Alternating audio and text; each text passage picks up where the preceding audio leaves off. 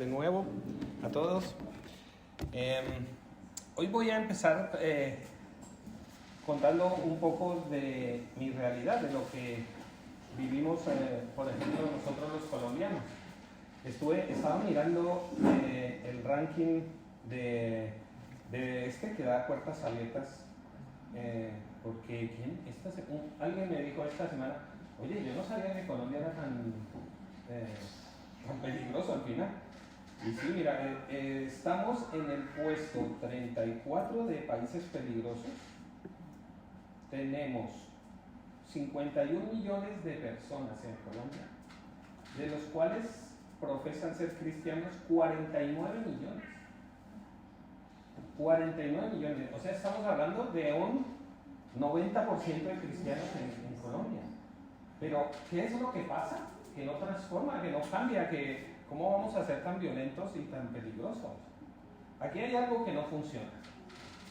Y claro, yo me pongo a pensar de mi Colombia y tú puedes encontrar personas por la calle caminando con la Biblia. Entonces piensas, mira, ahí va un cristiano. A lo mejor ahora es más difícil verlos porque como los llevan en el móvil, pues no llevarán ni la Biblia, pero ahí va un cristiano. O cuando hablas con la gente y se despiden, es Dios te bendiga. Eso sale como a flor de piel. Entonces pensarás, entonces sí están rodeados de cristianos. Pero es que incluso los guerrilleros o paramilitares, que son los violentos, los que matan, también te dicen eso, que Dios te bendiga, que vaya bien. Pero a la hora de la realidad, si tú como pastor desde un púlpito les dices algo o dices lo que está haciendo este grupo aquí en el barrio está mal, esa persona ya es un objetivo militar para ellos y por eso es que somos tan en el ranking de violencia tan alto, porque en realidad la vida no vale nada. El Evangelio no ha transformado corazones ni ha cambiado y la verdad es que necesitamos a Cristo también en Colombia mucho. A lo mejor la realidad de vuestros países es diferente. Aquí en España yo he vivido, puede que no haya ese mismo problema, pero no sé también hasta qué punto podemos decir que que sí podemos decirlo. El Evangelio no ha transformado a las personas en España como debería. No hay esa realidad de adoración a Dios como debería ser.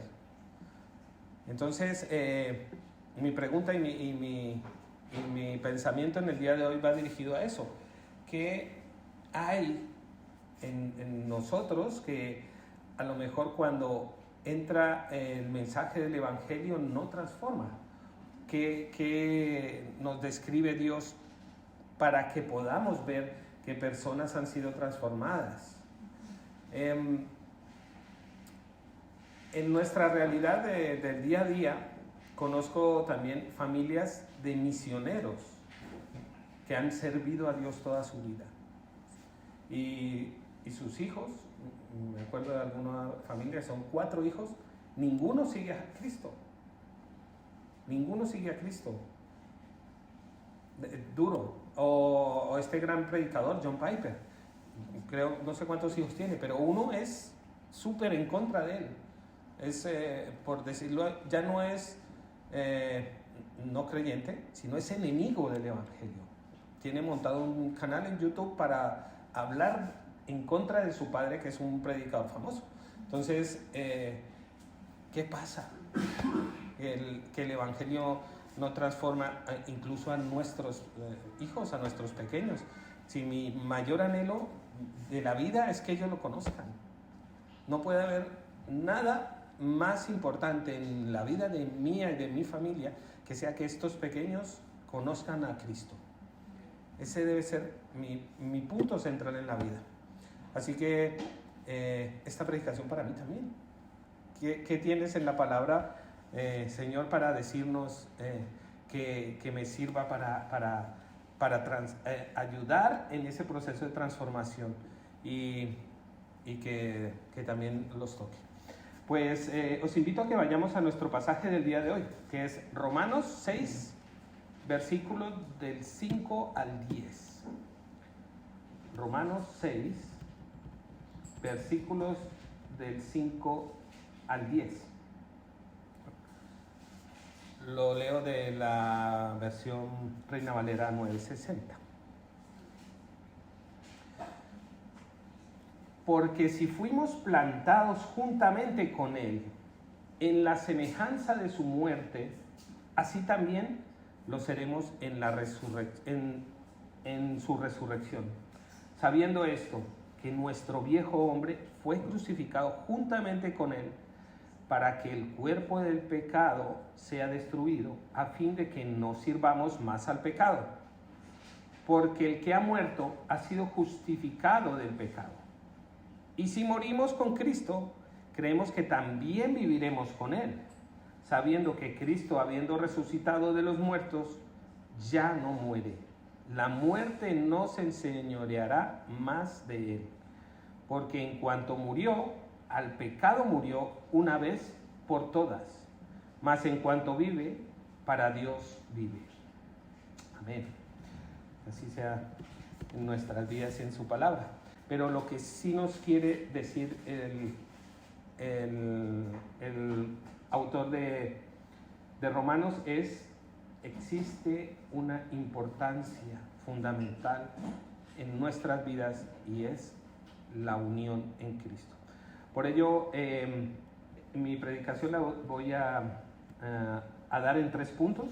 El primero va de Romanos 5 al 7 y es especialmente la unión con Cristo, la muerte al pecado.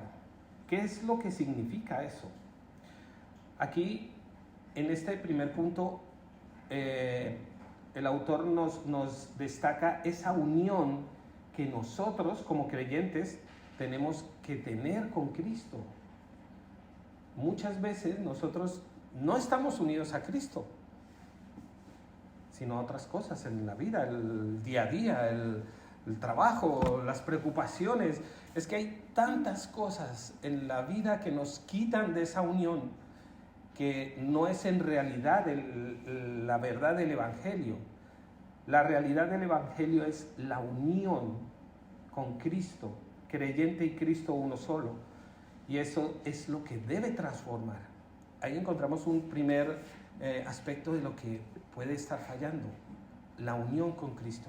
Es que fijaros que nos dice Gálatas 2:20: con Cristo estoy juntamente crucificado, y ya no soy yo que vive, sino Cristo que vive en mí.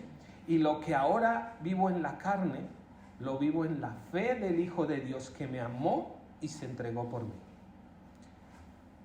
¿Qué simboliza eso? Dios nos ha dejado infinitas representaciones para mostrar y para entender qué es esa unión del Creador con sus hijos.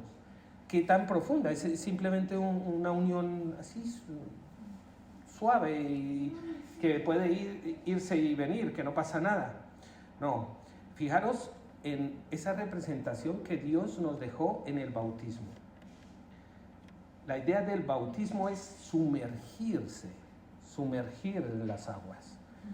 Y es que nosotros literalmente fuimos inmersos y sumergidos en Jesucristo. Ese es lo que simboliza externamente el bautismo por inmersión. Que no solo estamos hablando de un bautismo en agua, que sí es realidad, sino que estamos hablando de una unión viva e íntima con Jesucristo. Porque si somos inmersos en Él, cuando sales unido con Él. Una vez has bajado a las aguas del bautismo, cuando sales uno solo con Cristo.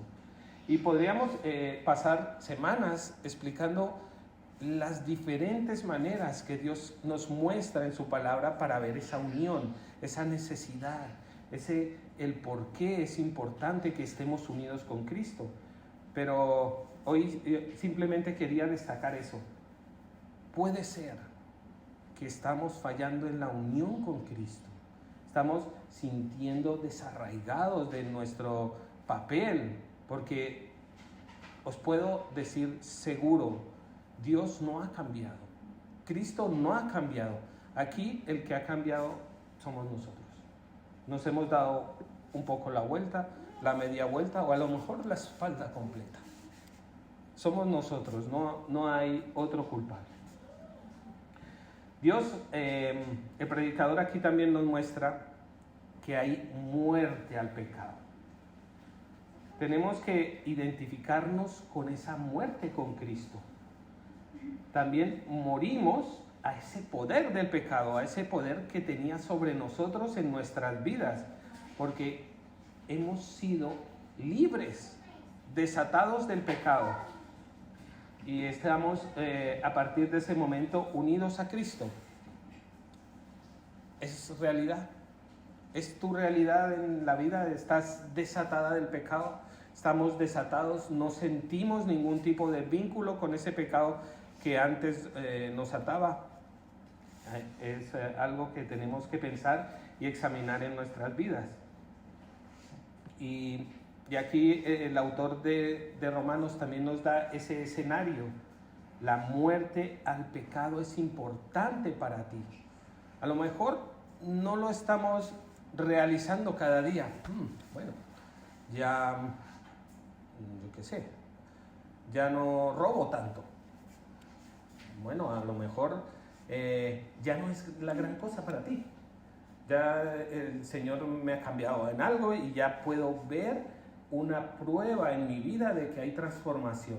Pero a lo mejor ya simplemente no robo y ha pasado. Pero el sentirse realizado, porque la muerte del pecado es prueba en tu vida de que Dios está actuando, es otro de los principios que el predicador nos quiere mostrar. Entonces, en los versículos 5 al 7 encontramos cómo se nos destaca la unión a Cristo, y que esa unión con Cristo representa muerte al pecado. Tú y yo ya no estamos atados al pecado, y es en tu vida que lo puedes ver. Los ejemplos y la realidad están hablando de un Dios soberano que tiene el control de nuestras vidas. Muy bien, y ahora el Señor nos habla en los versículos 8 y 9 de un segundo punto, y nos dice: y si morimos con Cristo, creemos que también viviremos con Él, sabiendo que Cristo, habiendo resucitado de los muertos, ya no muere, y la muerte no se enseñoreará más con Él.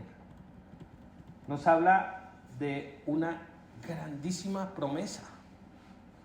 Yo no sé si habéis ido recientemente a algún banco, a alguno de estos ofertas de esas que aparecen y te prometen grandes cosas. Mira, un descuento en yo qué sé, en entradas a tales actividades, o simplemente una gran oferta. Aquí el Evangelio nos está trayendo una grandísima promesa que no puede ofrecerte nadie más. No hay un Dios tan grande que puede prometerte la resurrección con Cristo. Pero es que ni lograremos entender nunca hasta que no estemos ahí, entender lo que está prometiéndonos la palabra. Está prometiendo que resucitaremos con Él.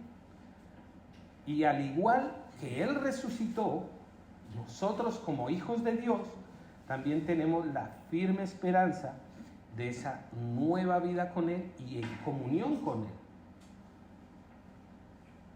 Ese es el fin de los hijos de Dios. Correr el camino, caminar las duras pruebas que nos tiene la vida, porque a nadie le estamos ofreciendo un camino de rosas, ni estamos ofreciéndoles cambiar tu vida. No, sí, cambiar tu vida sí, pero a lo mejor para mal.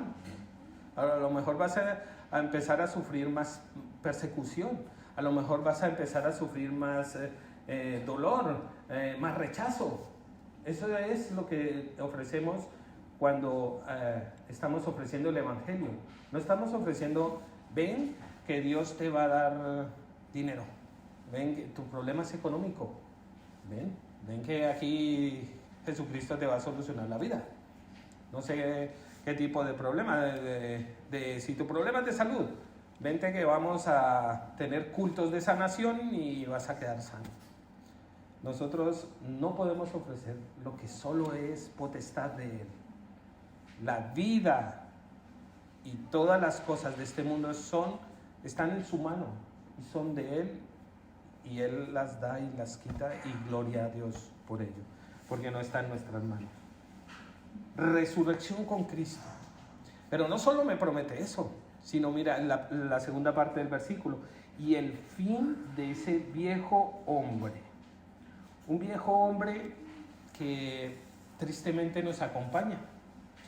Decía Lutero, también en sus épocas y en su literatura, que en alguno de estos libros escribió: he ahogado al viejo hombre, pero el maldito sabe nadar.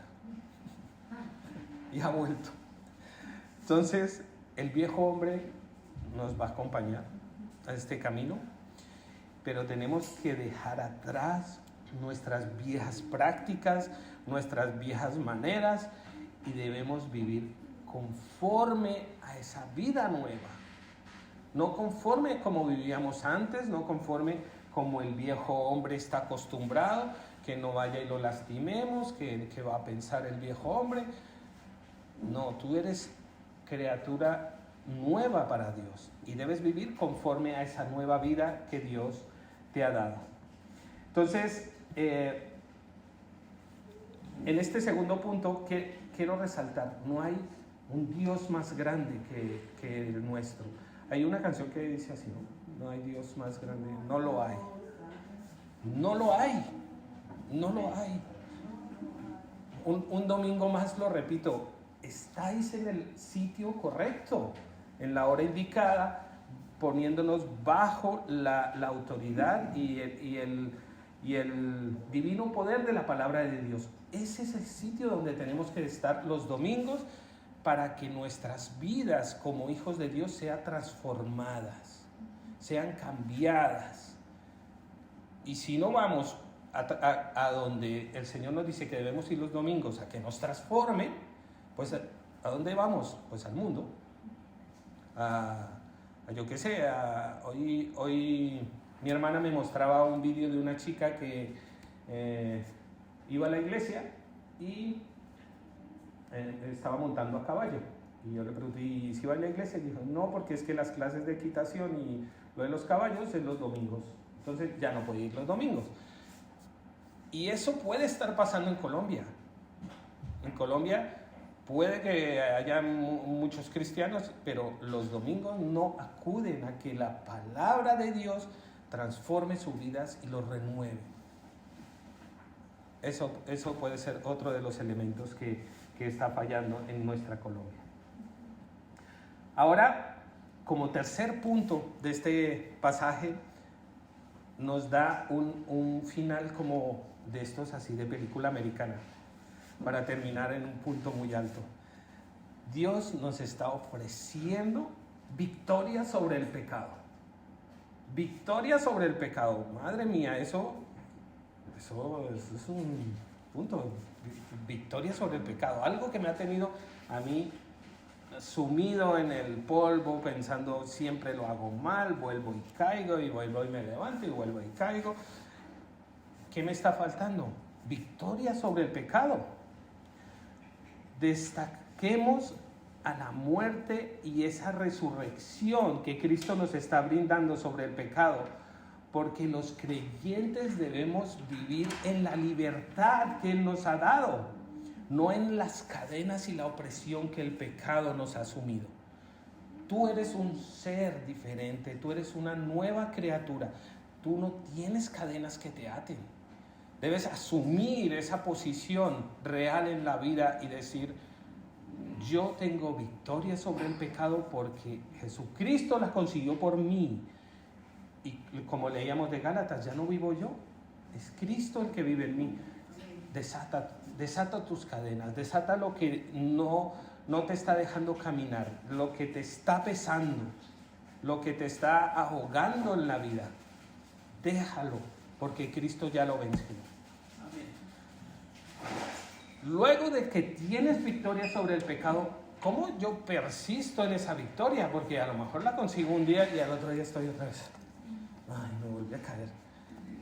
Vivir para Dios. Tenemos que reflexionar sobre ese llamado a vivir para Dios. Porque hemos sido justificados por el pecado. Hemos sido justificados del pecado. Sí. Esa es la realidad que Cristo ha hecho. Ha dicho...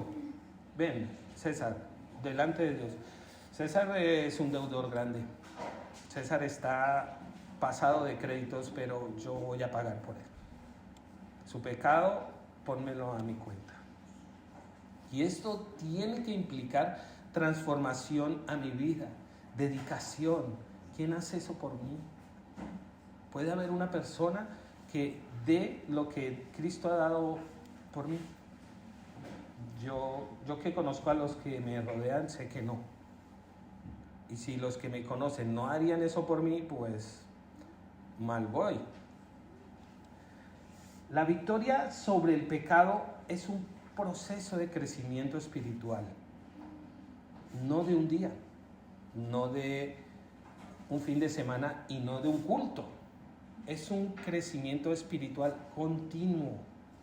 A medida que entendemos los principios de la palabra y nos apoyamos en su gracia, en esa gracia que solo Él puede darnos, ahí podemos experimentar que la vida tiene libertad, la vida cristiana tiene libertad y podemos caminar conforme a esa imagen que Él nos dejó.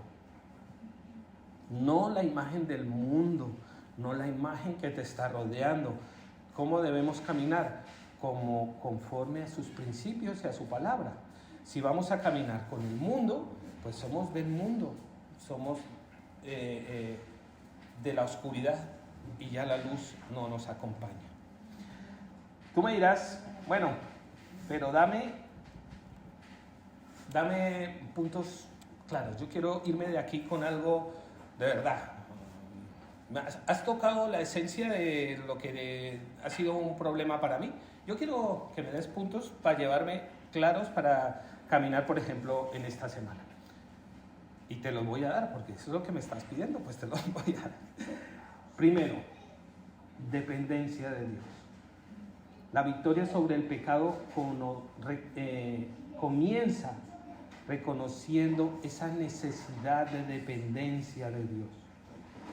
Nosotros, por ejemplo, necesitamos nuestra nómina cada mes, sea quien sea nos esté pagando o el ingreso que tenemos en casa. Si no la tuvieras, estaremos en problemas, ¿no? Hay una dependencia. Pues lo que nosotros debemos hacer es entender que nuestra dependencia con Dios debe ser más fuerte que la dependencia que tienes de tu salario, de tu nómina, de tus ingresos. Tienes que depender de Dios. Necesitamos confiar en su gracia, buscar dirección, depender del poder del Espíritu Santo en nuestras vidas. ¿Cómo hago eso? Segundo punto, acercándote a la palabra de Dios cada día. No hay ninguna persona que te pueda dar un mejor consejo que Cristo, cada día. ¿Qué más puedo hacer, César? Un arrepentimiento genuino delante de Dios. Y esto tiene que ser sincero y es algo muy importante. Significa reconocer, Padre, no soy yo capaz. Yo lo he hecho fatal.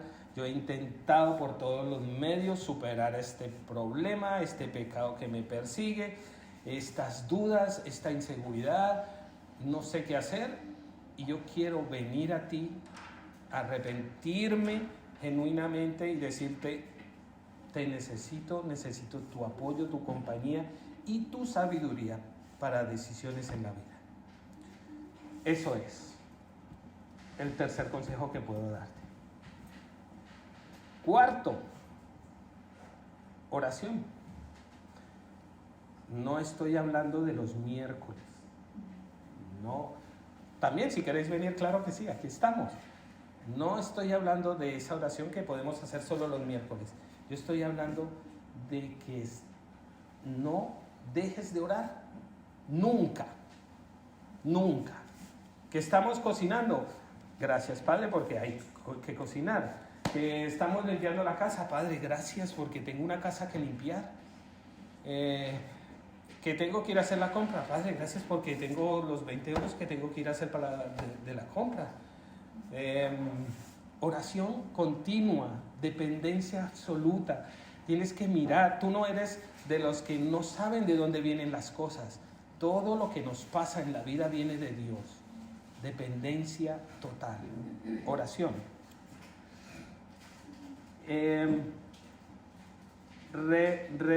Rendición continua. Rendición, quiero decir, es entregar nuestras vidas a diario al control de Él. No estoy hablando del área financiera, no estoy hablando del área espiritual, yo estoy hablando de todas las áreas de tu vida, todas. Entrégaselas a Cristo porque Él va a hacerlo mejor que tú. Todas las áreas de tu vida. Él es el único que puede ayudarnos a vencer esas luchas y esos problemas que tenemos con el pecado. Relación con otros creyentes. Hoy, en esta semana, no saben la felicidad que nos trajo una hermana de venir a la casa y traernos unos donuts. El relacionarnos con los creyentes es importante. El venir los domingos, el buscar la comunión, la compañía, el amor unos con otros. Dios nos da este espacio en nuestra familia para relacionarnos como creyentes. Debemos relacionarnos para sentir ese mismo amor de Cristo. Otro punto que os puedo recomendar y dejar para vuestra semana de meditación. No te pongas en situaciones de tentación. No sé cuál es la estrategia que estamos manejando para evitar la tentación. También sé que las tentaciones de los hombres son diferentes a las de las mujeres, pero lo que sí sabemos todos es qué situaciones nos ponen en tentación, qué situaciones nos llevan a tomar decisiones malas, qué momentos en el día a día vemos que podemos fallar. No te pongas en ese tipo de situaciones. Evita la tentación. No eres tan fuerte como piensas. No vas a lograrlo solo. Vas a volver a caer. No te pongas en ese tipo de situaciones. La tentación. Disfrutar y cultivar los frutos del Espíritu. Los frutos del Espíritu son amor, gozo, paz, paciencia, benignidad, bondad, fe, mansedumbre y templanza. ¿Y todos esos los tenemos nosotros? Sí, todos los tienes. Cultívalos. El Espíritu Santo, cuando vino a nuestras vidas, dejó tantas maravillas y tanto gozo y tantos frutos para disfrutarlo, que cultivarlos y disfrutarlos es lo que tenemos que hacer. Y todo ello nos llevará a que seamos unos victoriosos como lo es Cristo con el pecado. Y quiero terminar con una frase que se la escuché a un predicador famoso, pero él dijo que tampoco es de él. O sea, al final no se sabe de quién es, pero está muy al punto. ¿Qué es un cristiano? Dice, un cristiano es alguien que ha muerto con Cristo. cuya obstinación ha sido quebrantada, cuyo descaro ha sido destrozado, cuyo corazón de piedra ha sido aplastado, cuyo orgullo ha sido destruido y cuya vida está ahora dominada por Jesucristo. Esa es la pregunta que quiero que nos llevemos hoy. ¿Es nuestra vida un campo en donde Jesucristo puede trabajar y actuar libremente? ¿O me estoy reservando áreas para mí porque yo lo hago mejor? Examinémonos, yo el primero, y pensemos en qué puedo mejorar esta semana entregándole al Señor, entregando, ayúdame, abro mi puerta, abro este pequeño cuarto que no había invitado a Cristo a que entre. Ayúdame, Señor, porque hay cosas en mi vida que no están caminando bien y creo que es por mi culpa. He sido yo el que no te he invitado a entrar a esta área.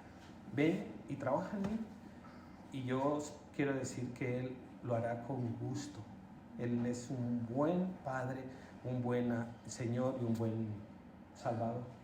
Así que con este espíritu terminemos en oración y que el Señor nos ayude a transformar y cambiar lo que debemos esta semana. Padre del cielo, yo te doy infinitas gracias porque un domingo más nos has hablado a nuestros corazones, has mostrado que tenemos que depender absolutamente de ti, que hay cosas en nuestra vida que continuamos haciendo mal y continuamos reservándonos para nosotros, que continuamos tomando decisiones sin tu compañía y sin tu sabiduría. Quiero, Señor, poner en tus manos a cada uno de mis hermanos, a cada una de los miembros de esta iglesia en Velilla, aún inclusive aquellos que no vinieron hoy, Señor. Yo quiero pedirte que los toques con tu mano poderosa, que ayudes a que esa transformación que el Evangelio debe hacer en nuestras vidas sea real, que podamos mostrarle a nuestros vecinos, a nuestra familia que no te conoce, incluso en nuestros trabajos y en todas esas situaciones que tendremos esta semana. Señor, ayúdanos a mostrar la luz de Cristo en nuestras relaciones personales. Ayúdanos a que seas tú y no yo quien hace las cosas, que seas tú quien da las soluciones, que seas tú quien toma cargo de mis problemas y situaciones complicadas en la vida.